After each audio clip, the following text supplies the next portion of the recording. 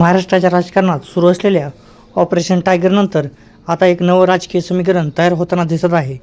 उद्धव ठाकरे यांच्या शिवसेनेतील 6 खासदारांनी साथ सोडल्यानंतर आता या संघर्षात राष्ट्रवादी काँग्रेसचे ज्येष्ठ नेते शरद पवार स्वतः मैदानात उतरल्याची चर्चा माहिती समोर येत आहे. नेमका ठाकरे गट नसून शिंदे गट फुटतोय का? शरद पवारांचा हा नवीन डाव तर नाही ना, असे प्रश्न अख्ख्या महाराष्ट्राला पडलेले आहेत. तर ठाकरे गटाला बळ देण्यासाठी शरद पवार आणि उद्धव ठाकरे हे एकत्रितपणे त्या खासदारांच्या मतदारसंघामध्ये सभा घेणार असल्याचे संकेत मिळत आहेत.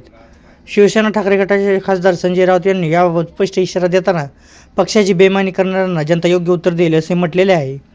विशेष म्हणजे वयाच्या 85व्या वर्षीही शरद पवार यांची राजकीय सक्रियता कायम आहे.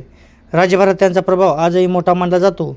गावागावात कार्यकर्त्यांचे जाळे, सहकार क्षेत्रातील मजबूत पकड आणि राजकीय अनुभव यामुळे शरद पवार यांच्या प्रत्येक दौऱ्याकडे विरोधकांचे लक्ष वेधले असते. राजकीय विश्लेषकांच्या मते जर शरद पवार स्वतः फुटलेल्या खासदारांच्या मतदारसंघात जाऊन सभा घेत असतील तर ती केवळ सभा होणार नाही, तर त्या खासदारांनी घेतलेल्या निर्णयाचा जनतेसमोर हिशोब मांडण्याचा प्रयत्न असेल. त्यामुळे संबंधित मतदारसंघामध्ये राजकीय वातावरण अधिक तापण्याची शक्यता व्यक्त केली जात आहे. दरम्यान उद्धव ठाकरे आणि शरद पवार या दोन्ही नेत्यांनी यापूर्वी पक्षफुटीचा अनुभव घेतला आहे. त्यामुळे गद्दारी आणि विश्वासघात हा मुद्दा पुन्हा एकदा जनतेसमोर मांडण्याची तयारी दोन्ही नेत्यांकडून सुरू असल्याचे दिसत आहेत. याच पार्श्वभूमीवर शिवसेना ठाकरे गटाकडून ऑपरेशन तुडवा अशी आक्रमक भूमिका घेण्यात आली आहे. काही नेत्यांनी टायगर ही उपमा वापरण्यावर टीका केली जात आहे. तर ताकद दाखवायची असेल तर पोलीस आणि केंद्रीय यंत्रणांच्या आड न लपता समोर येण्याचे खुले आव्हान दिले आहे.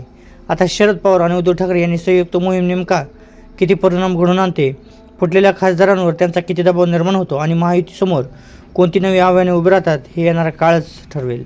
राज्यातील या घडामोडीवर तुमचे काय मत आहे व फुटलेल्या खासदारांबद्दल शरद पवार हे कुठली आक्रमक भूमिका घेतील हे तुम्हाला काय वाटतं, ह्याबद्दल कमेंट करून एकदा नक्की सांगा. आणि अशाच राजकीय घडामोडींचे अचूक आणि सविस्तर विश्लेषण पाहण्यासाठी मराठी भूमी चॅनलला सबस्क्राईब करा. जय महाराष्ट्र.